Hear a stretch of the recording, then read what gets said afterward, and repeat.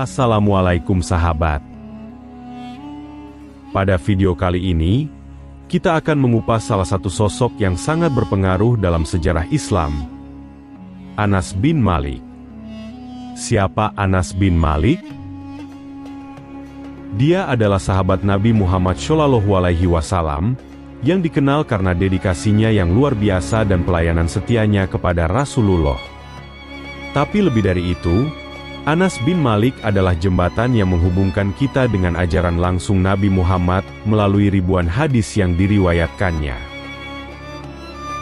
Dalam video ini, kita akan menjelajahi latar belakang dan masa kecil, bagaimana seorang anak muda dari suku Khazraj menjadi salah satu sahabat Nabi yang paling dihormati. Pengaruhnya dalam penyampaian hadis, bagaimana Anas bin Malik berkontribusi dalam menjaga dan menyebarluaskan ajaran Islam. Kehidupan terakhir dan warisan. Apa yang terjadi pada akhir hayatnya, dan bagaimana warisannya terus hidup hingga saat ini. Jangan lupa untuk menekan tombol like dan subscribe, serta aktifkan lonceng notifikasi agar tidak ketinggalan video menarik lainnya dari kami. Mari simak video ini dan temukan inspirasi dari kehidupan luar biasa Anas bin Malik. Selamat menonton. Latar belakang dan masa kecil Anas bin Malik. Anas bin Malik adalah salah satu sahabat Nabi Muhammad SAW yang dikenal karena perannya sebagai pelayan pribadi Rasulullah dan kontribusinya dalam menyebarkan ajaran Islam. Untuk memahami lebih dalam tentang Anas bin Malik, penting untuk mengetahui latar belakang dan masa kecilnya yang membentuk kepribadiannya dan perannya dalam sejarah Islam. Video ini akan mengulas latar belakang keluarga dan masa kecil Anas bin Malik, serta bagaimana faktor-faktor ini mempengaruhi kehidupannya. Latar belakang keluarga. Anas bin Malik lahir sekitar tahun 612 Masehi di Madinah. Ia berasal dari suku Khazraj, salah satu suku utama di Madinah. Suku Khazraj memiliki kedudukan penting dalam masyarakat Madinah, dan Anas bin Malik lahir dalam lingkungan keluarga yang dihormati dan berpengaruh. Ayah Anas bin Malik adalah Malik bin Nadar, seorang tokoh terkemuka di kalangan suku Khazraj. Ibu Anas adalah Ummu Sulaim, seorang wanita yang dikenal karena keteguhan iman dan dedikasinya kepada Islam. Keluarga Anas bin Malik dikenal dengan sifat-sifat kebaikan dan keberanian dalam mendukung agama Islam. Hubungan dengan Nabi Muhammad. Ibu Anas, Ummu Sulaim, adalah salah satu wanita pertama yang memeluk Islam dan memiliki hubungan dekat dengan Rasulullah SAW.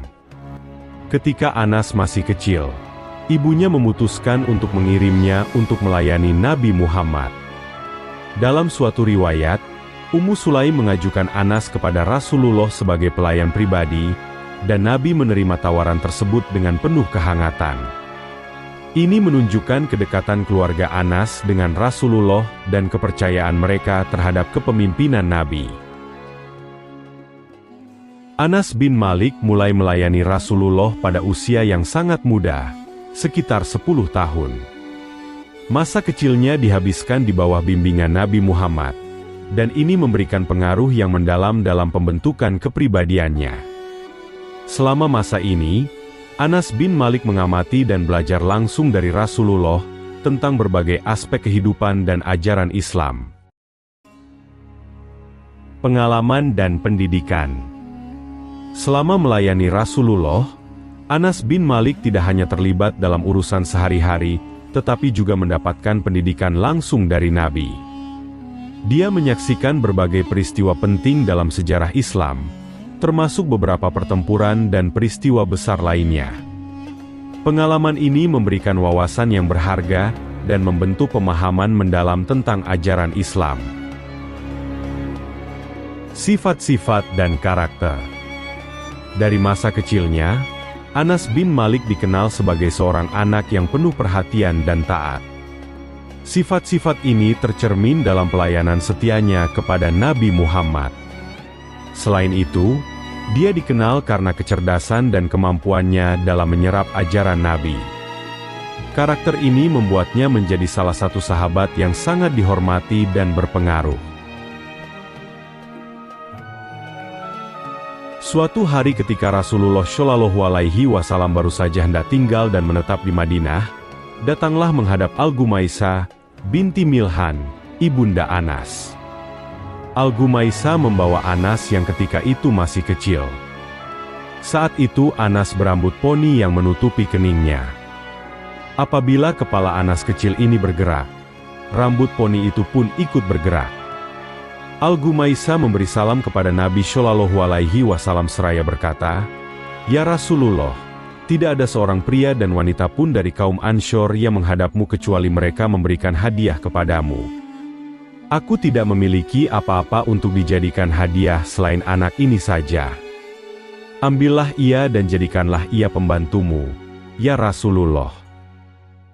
Baginda Nabi Shallallahu Alaihi Wasallam pun sangat gembira mendengarnya dan beliau menerima Anas dengan wajah yang menunjukkan rona kebahagiaan. Rasulullah membelai kepala Anas dan rambut poninya dengan jari-jarinya, dan akhirnya Rasulullah menerima Anas menjadi anggota keluarganya. Anas mendampingi Nabi Shallallahu Alaihi Wasallam selama 10 tahun. Ia mendapatkan petunjuk langsung dari Nabi Shallallahu Alaihi Wasallam. Ia juga banyak menerima hadits-hadits Rasulullah Shallallahu Alaihi Wasallam, sehingga memenuhi ruang dadanya. Anas juga mengetahui kondisi, cerita, rahasia dan kebiasaan terpuji beliau yang jarang diketahui oleh sahabat lainnya.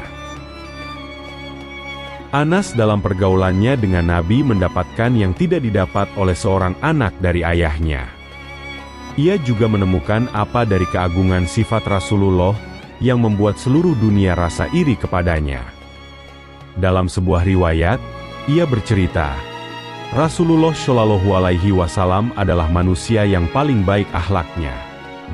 Nabi adalah manusia yang paling penyayang dan manusia yang paling lapang dada.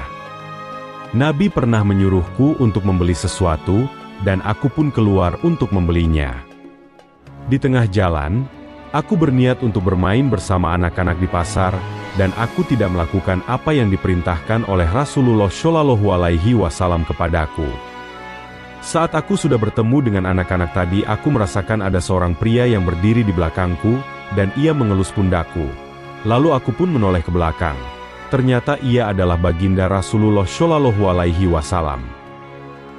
Beliau tersenyum seraya berujar, "Wahai Anas, apakah engkau sudah melakukan apa yang aku suruh?"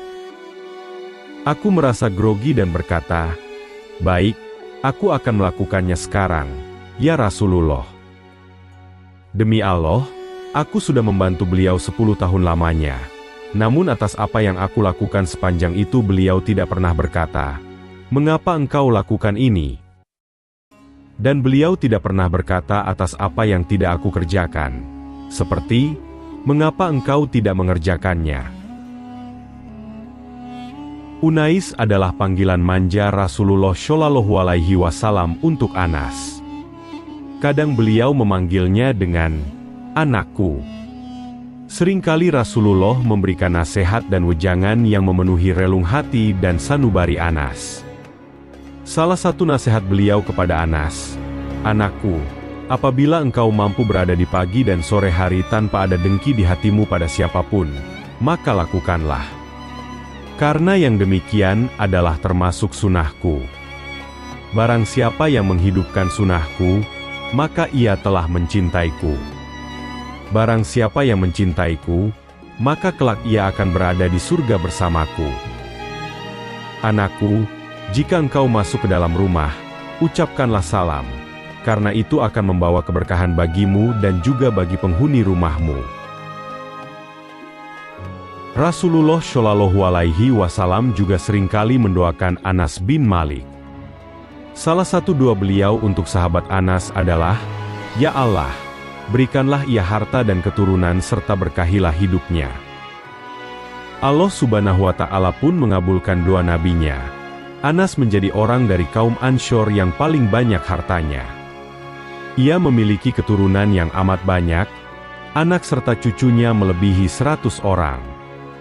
Allah Subhanahu wa Ta'ala pun memberikan keberkahan pada umurnya sehingga ia hidup 1 abad, 100 tahun, lamanya ditambah 3 tahun lagi. Setelah Rasulullah Shallallahu Alaihi Wasallam wafat, Anas masih hidup lebih dari 80 tahun lamanya. Keberkahan ini juga dirasakan kaum muslimin. Ia menjadi rujukan ketika kaum muslimin menghadapi permasalahan atau merasa memutuskan persoalan hukum. Anas mengisi ruang hatinya dengan ilmu dari Rasulullah Shallallahu Alaihi Wasallam.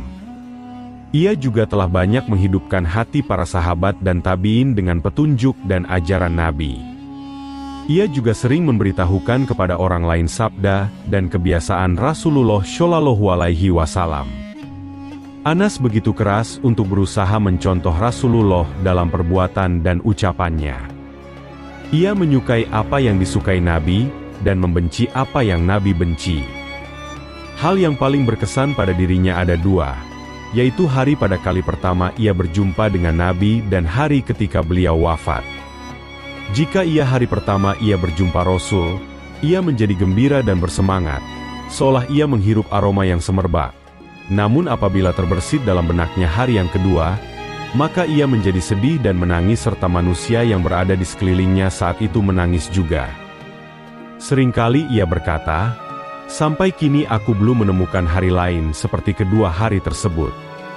Pada hari beliau datang ke kota Madinah, beliau mampu menerangi semuanya dan pada hari beliau hampir melangkah menuju sisi Tuhannya, seolah semuanya menjadi gelap. Kali terakhir aku melihat beliau adalah pada hari Senin di saat tirai kamar beliau dibuka. Aku melihat wajah beliau seolah lembaran kertas. Saat itu semua orang berdiri di belakang Sayyidina Abu Bakar As-Siddiq, seraya memandang ke arah beliau. Hampir saja mereka tak kuasa menahan diri. Lalu Sayyidina Abu Bakar As-Siddiq memberikan isyarat kepada mereka untuk tenang. Lalu wafatlah baginda Rasulullah di penghujung hari itu. Kami belum pernah melihat pemandangan yang lebih menakjubkan hati kami melebihi wajah beliau, saat kami mengubur jasad beliau dan menutupnya dengan tanah. Anas senantiasa berharap syafaat baginda Nabi untuk dirinya pada hari kiamat. Seringkali ia berucap, "Aku berharap dapat berjumpa dengan baginda Rasulullah pada hari kiamat sehingga aku dapat berkata kepada beliau, 'Wahai junjunganku Rasulullah, inilah pembantu kecilmu, Unais.'" Ketika Anas mulai jatuh sakit menjelang kematiannya, ia berujar kepada keluarganya, "Talkinkan aku dengan kalimat la ilaha illallah Muhammad Rasulullah." Dan ia terus mengucapkan kalimat itu hingga malaikat maut menjelang. Ia berwasiat kepada keluarganya tentang sebuah tongkat kecil milik Rasulullah Shallallahu Alaihi Wasallam agar tongkat tersebut dikuburkan bersamanya. Maka tongkat itu pun diletakkan di sisi tubuh dan bajunya serta ikut dikubur dengannya. Anas bin Malik hidup selama periode yang cukup lama setelah wafatnya Rasulullah. Ia meninggal pada tahun 93 Hijriah, 711 Masehi, dalam usia sekitar 100 tahun. Selama hidupnya, Anas bin Malik dikenal karena kebijaksanaannya dan keterlibatannya dalam berbagai aspek kehidupan Muslim. Pada akhir hayatnya, meskipun usia lanjut, ia tetap terlibat dalam mengajarkan hadis dan memberikan nasihat kepada umat Islam. Anas bin Malik wafat di kota Basra, yang terletak di wilayah Irak saat ini. Basra adalah salah satu pusat penting dalam dunia Islam pada masa itu, dan Anas bin Malik pindah ke kota ini pada akhir hayatnya untuk mengajarkan ilmu agama dan berinteraksi dengan komunitas Muslim di sana. Kematian Anas bin Malik menandai akhir dari kehidupan seorang sahabat yang sangat berharga dalam sejarah Islam. Selama hidupnya, Anas bin Malik berperan penting dalam menyebarluaskan ajaran Nabi Muhammad dan memberikan kontribusi besar terhadap pemahaman dan praktik agama Islam. Warisannya terus hidup melalui hadis-hadis yang disampaikannya dan pengaruhnya dalam komunitas Muslim, menjadikannya salah satu sosok yang dihormati dan dikenang dalam sejarah Islam. Alhamdulillah, kita telah sampai di akhir video tentang Anas bin Malik. Semoga cerita tentang sahabat Nabi Muhammad SAW yang luar biasa ini memberi Anda inspirasi dan pemahaman yang lebih dalam tentang dedikasi dan kebaikan dalam sejarah Islam. Jika Anda merasa video ini bermanfaat, jangan lupa untuk memberikan like dan share kepada teman-teman Anda. Jika ada pertanyaan atau pendapat tentang Anas bin Malik, tuliskan di kolom komentar di bawah. Kami sangat ingin mendengar dari Anda. Untuk terus mendapatkan update tentang video-video inspiratif dan edukatif lainnya, pastikan Anda subscribe dan aktifkan lonceng notifikasi. Dengan begitu, Anda tidak akan ketinggalan setiap kali kami mengupload konten baru yang bermanfaat. Terima kasih telah menonton, dan semoga Allah Subhanahu wa Ta'ala senantiasa memberkati kita dengan pengetahuan dan kebaikan. Sampai jumpa di video berikutnya. Wassalamualaikum.